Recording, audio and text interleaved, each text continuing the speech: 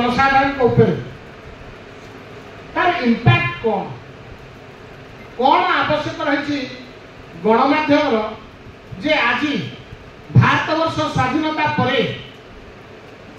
जो संविधान प्रणयन करागला, जो संविधान तीनटा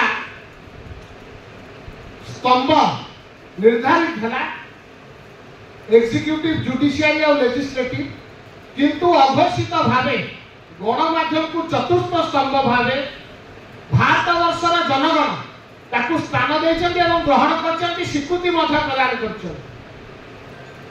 तार दायित्व कौन?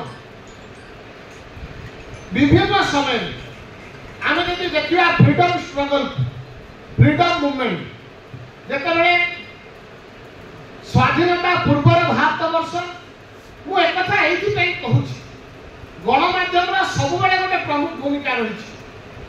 गणमाध्यम भूमिका रही टू एंटरटेन पीपल, गणमाध्यम भूमिका रही लोक मान संस्कार भितर समाज गठन करने।